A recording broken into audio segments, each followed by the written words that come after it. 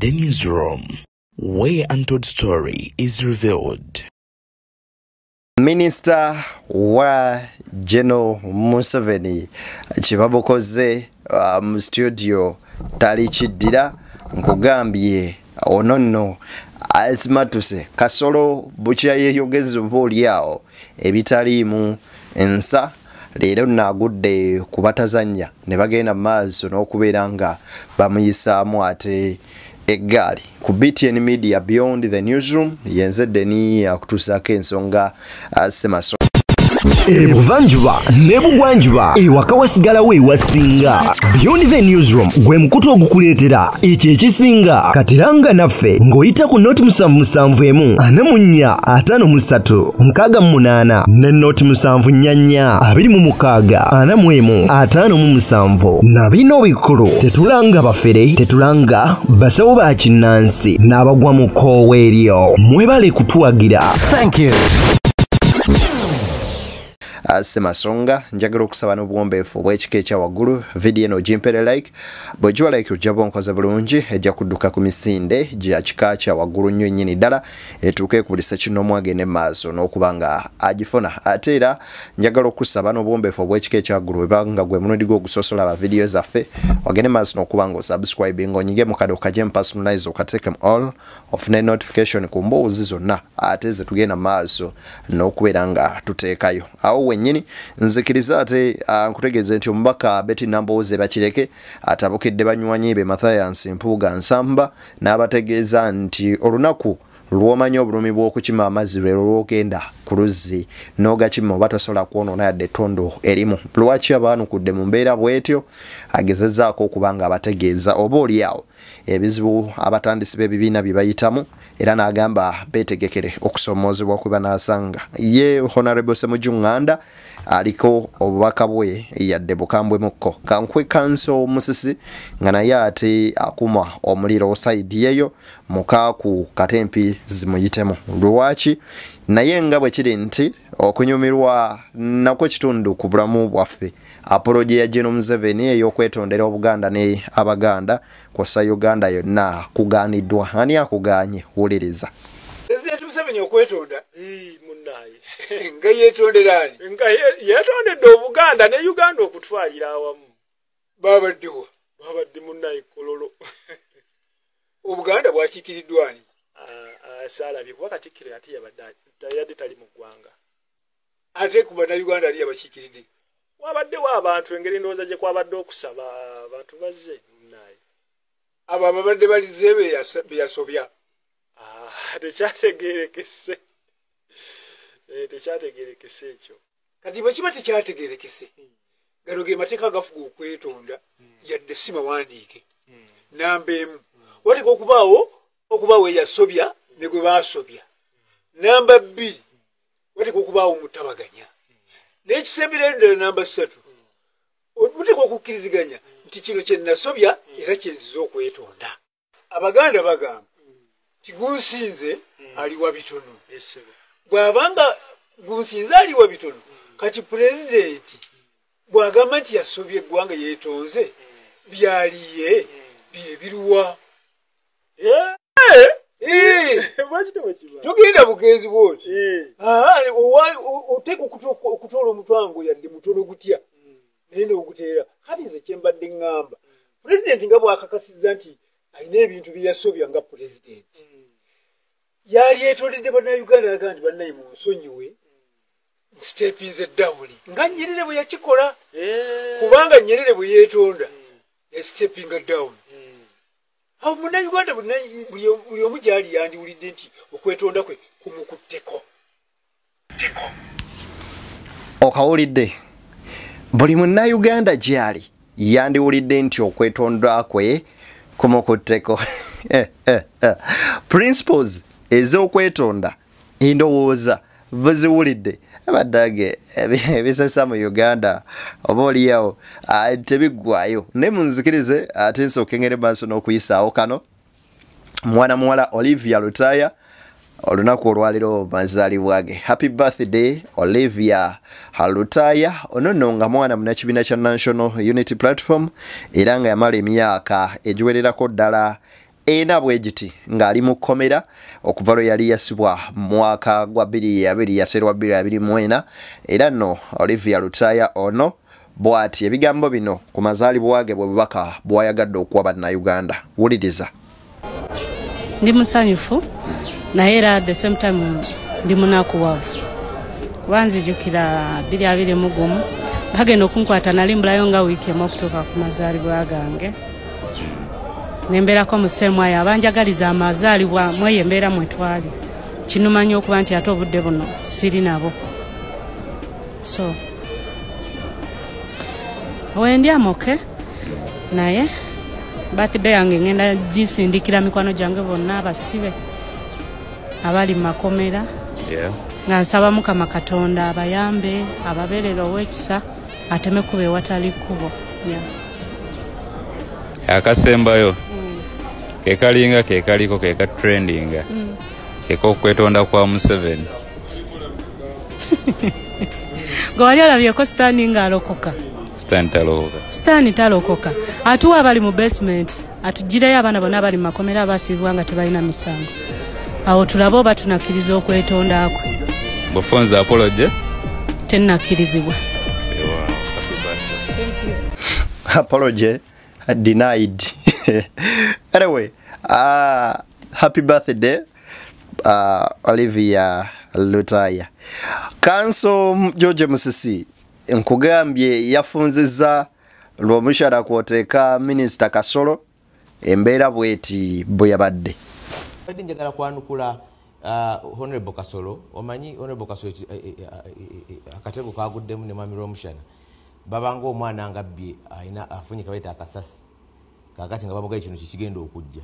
Kati ekibuzo ne bekikyuka yateekawo kyamanyi. Kati bo bateekawo nti Nuupu yabbye obululu. Kiriwa mu nsala. Ti Nuupu yabbye obululu. Kiriwa mu nsala.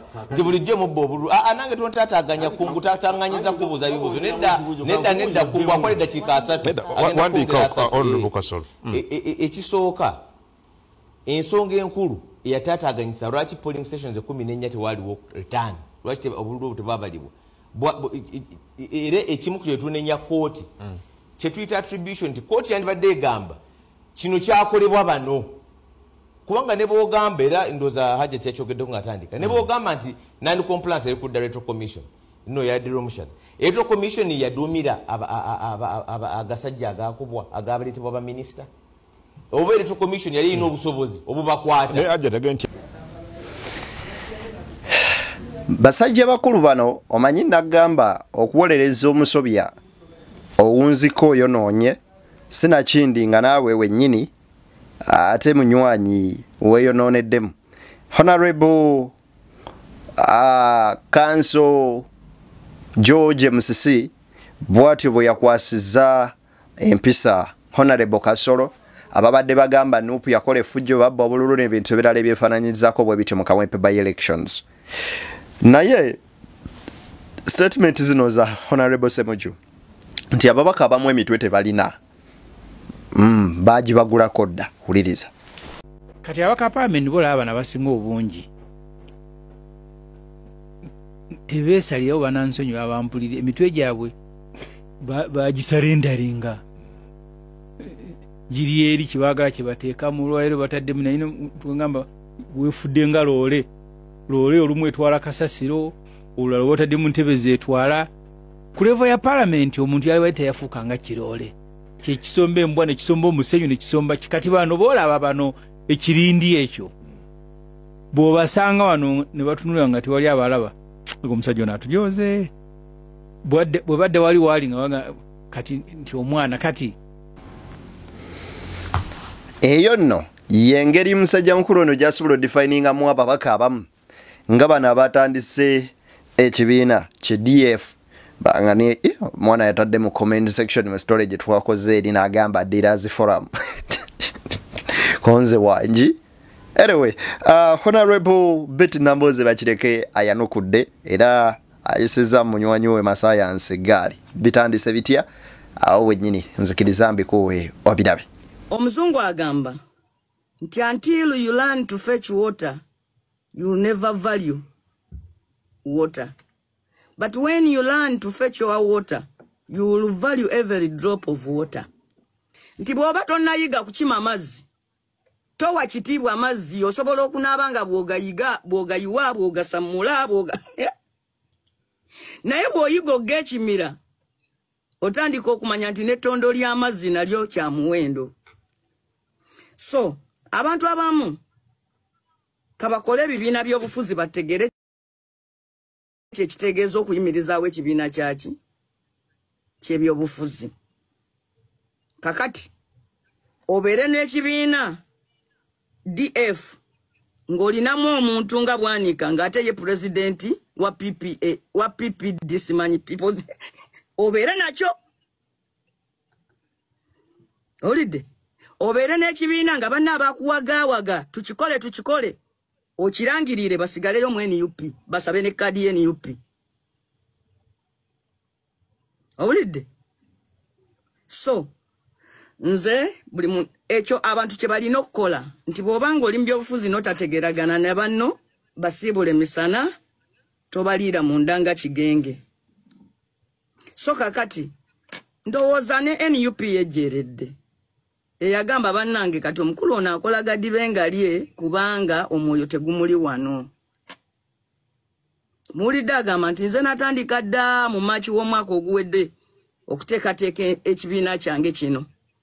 Olidde n'akifuna simanyi people's partisan party nakola atya najja nga akirera paka wakituusiza watubuuliridde. Kakati tumwaniriza mu bwa Ssenkaggale naye bannayuganda balina sayidi bbiri. Obeera ku sayidi egamba nti ebiriwo birungi bigende mu maaso, oba ku sayidi egamba nti ebiriwo bibi biveewo. Nina omwana agoberera nnyo omukutu guno. Nyangamba nangamba deni abaganda muli babi. Nangamba ebintu bino singa biri ewaffe eri mu Eastern. Ffe waffe tojja kubba puloti ya mwana ebiso bireme kuvaayo ate oba onaagibba otya. Kabasita batemako omu ku kyalo teri mulala addamu kubba puloti. Mu abaganda muli babi mwe mwennyini mweryamu enkwe. Abaganda mulina enkwe nnyingi. Ngamba omwana ono lwaki atuyisizaamu nnyo eggaali ne let alone nategeera ensonga ye nti yali ntuufu. Sebo Mathias Mpuuga mbu yatandika okugoba n'okukola ekibiina kino mu mwaka oguwedde mu mwezi gwakumeka gwakusatu. Ekitegeeza Mathias Mpuuga ne we yaliira ebitaano yali akimanyi sente zaali za kukola kibiina ki. Jjukira nti abaana bamupiininga ne ku trip oba ku laale y'ekalangala abaana abakwatibwako bapiininga nti imbu Mpuuga ye yali emabega waayo. Era ebyo ne bibeera munda ne bitavaayo. Amala okulya ebitaano bitandika okuwulikika. Ebyo bimala okuddawo wansi then okutuusa akaseera lwe kaatuuse ebintu ne bivaayo ng'omulamuzi wano mu kkooti asoma emisango gy'abaakireewo Kivumbi gye yabasomera eri mutwe nga Mpuuga munnange yali emabega waagyo. Kale nno Nambooze bw'agamba nti abanupu baba bawonye obutabaliira mu ndanga kigenge oba oliawo muwa credit kwekyo kyagenze maaso n'okubeera ng'ayogera. Kakati Honorable Namugga anyway nene dda kansooke nkuwe katano owulire submission ye kuba ama science.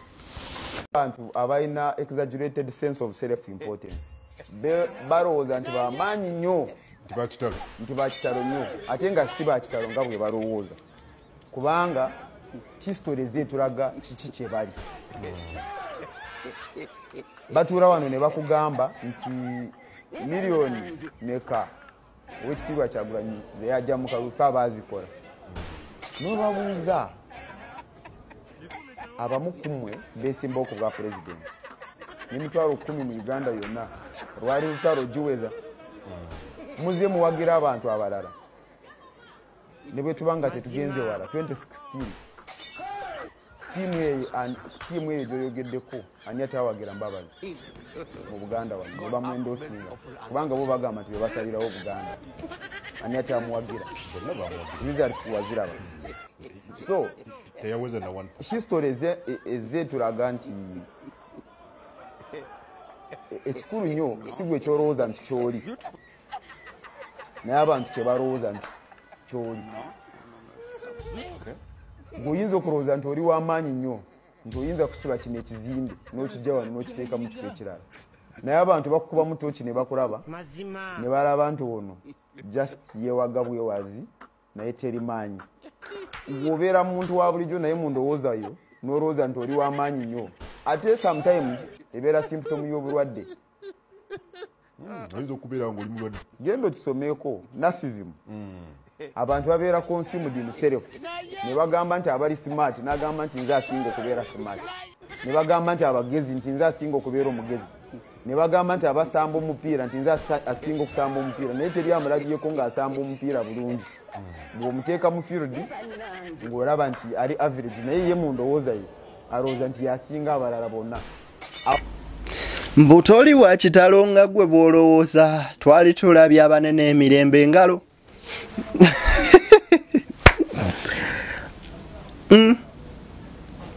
Okusinziira ku Katana agamba nti Ssenkulu wa Democratic Front twali tulabye abanene emirembe engalo. Ekyo akiise kwewanya self importance. Amanyi buli mukulembeze ajja wano bo bagamba be bamuleesera be bamwendoosinga eri Obuganda era nga bakitwala obanka be bategerera Buganda nga ab'ekitiibwa awo. Anyway, njagala nkwe ku bigambo bino bya Honorable Namugga Goretti Warokatini ng'atwalamuko Nambi. Uliriza. These parties are a big disgrace to the country. Naye equally. Naye mukirasifying anti naye is a very big disgrace to this country. Kubanga bolaba analysis jako, it is very bad to undermine others. Wabera multi-party dispensation, it's everyone's right. Nebwakera naye n'agamba nti ataddewo ekibiina, so alekerawo okulengeza abantu. Several azenga nabaga those hooligans abo babanupu bayeekera, nze nsuubira neyo debate tugikyuse naye nsaba okutegeeza honorable colleague wange my sister Farida Nambi, nze singa mbadde ye guno omusango saali gututena mu kooti, saali genzeeyo kubanga kyali badde kiraga ekifaananyi ekirungi ekya omuntu ali democratic, kubanga Farida yakkiriza nti abantu bano babonyabonya nabukola nga abonyabonedde mu kalulu nga Farida alaba bayayara Farida ono mu kalulu balinga batambula nga amagye bwe gamukuuma be bamusavinga soda be bamusavinga ebyokulya nkubulira nga bamutiitibya balaganga ebifaananyi wano nga Farida waba atambulira eno waliyo abasirikale neno waliyo abasirikale nga bamuwembejja. So nze singa nabadde as a mother, and I know she still has time. Ono Farida kino kyalimu si ye, it's not her. Bano bakasolo bano be bamuteeka miro genda batawanyi ba, this is not her. Bino mulaba nze bw'omulaba omutima gwe, she cannot do these things ebyaba mafias. So nze so you still have time. Bano bono nalinnya lyo because Farida has a brand. You still have a brand okyali muto nekati bonadda kubina ebyaba akasolo bano, and I'm telling you they are wasting your career. So no po kibiina si kyabayaye, we a political party kubulira, we a political party. No. We are not. Ebigambo ebyo bya Honorable Namugga asabye omukyala Nambi n'amugamba nti owandikomyawo kubanga munnange enkuba enkima gyekoma owalampa oba oliawo gyekoma okwoleka obwerere bwayo. Kakati wuliriza ebigambo bino by'essajja lino olimabikke owulirize bulungi wala. We have had all these other opposition political parties and organizations. Bikibe bitakoze muga nti wanonga DF, we shall fix this. Okutegeera nti oludda oluganya lwabadde ku mulamwa tulina okuzaawo omulamwa okuteekawo obukulembeze muludda luvuganya. Tewaliiwo bwotunulidde nnyo kibiina kikola mulimu gwe kinakola tulaba kateni tulaba kwemulisa naye tewaliiwo kibiina kyolaba nga kitakolinga ensonga ezikwata ku bwogenda ku ensonga enkulu zisalibwawo abantu bamirundi ena abaituka kututteko abalina obuyinza era ensonga ziri ku mmeeza ababayambako okukwata obuyinza ababakuuma mu buyinza ensonga zaabwe ziri ku mmeeza n'abalina ebifo omulama gw'omuntu wa bulijjo teguli ku mmeeza ensonga ezigwanga naye abasajja bano kwegamba bo bayefuula bamulungi omu era nga bo balaba we batali eggwanga terisobola kutambula. Mwenna bamukaaku mugwe Mabike Mpuuga Abedi ebibiina bimeka bye mwakatandikira bimeka bye mwakabeeramu baabo mu DP baabo mu Ssuubi muyingidde DA waabo DF byonna mubikoze okugamba mbu opposition yevudde ku mulamwa kitujjirayo okutulowooza nti luli opposition yammwe gye muwayina yalyanga naye nga bwerya mpaawo n'omwamanya lwaki mwaliranga eyo mu nkukutu ffe munnange eno nga tetukola ki nga tetumanyi naye Kyagulanyi ne Ssenyonyi batuyambyeko nnyo revealing ebintu ebiri eyo munda ne tusobola omanya opposition entuufu kyeki. Ono nno ye Mabika agamba mbu opposition bagiwamba era ne Kyagulanyi ali mu buwambe era bw'oba omwagala nnyo mulwanirira omugye mu buwambe. Ne mwami Kyagulanyi nnyini muwambe era ntera okugamba abantu nti bw'oba osuubira nti mwami Kyagulanyi yagenda okukununula olina okulwana ennyo okuddayo mu Nuupu n'olwana ennyo osooka onunula ye kubanga naye yennyini ali mu ki mu buwambe kyekisooka ddala nti omulamu ogwo twagulimu naye twagenda okulaba nti omulamwa muwambe. That is number one. Number two, endooli tezibaddewo yadde naffe tuvuddeyo endooli tezibaddewo zaali zino okugonjebwa ng'oyita mu ssemateeka w'ekibiina ekyo ataliiwo. N'olwekyo kyetusoose okutereeza kwe kulaba nti ekibiina kiddukanyizibwa ku nkola ey'amateeka ng'era ssemateeka amanyirwa buli memba yenna. Njala kukyalenjinga ku kibiina ekyo buuza memba yenna w'ekibiina omukulembeze w'ekibiina yenna oba baali bajjeyo ne baprintinga constitution y'ekibiina ekyo ssemateeka w'ekibiina ekyo nti waliwo memba yenna amulina. Oyinza otya okubeera ng'oli ku level ya memba wa parliament oba ng'oli ku level ya dissociate person naye ng'oli mu kintu ky'otamanyi na ssemateeka waakyo bw'afaanana. Actually twavaayo recently wali abakulembeze abavaayo ne bagamba nti Mpuuga yalemesa ssemateeka w'ekibiina.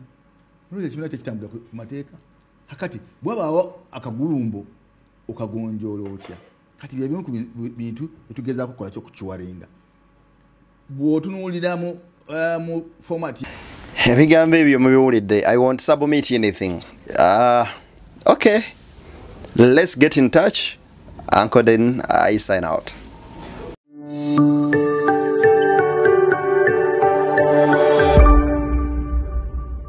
Beyond the newsroom, where untold story is revealed.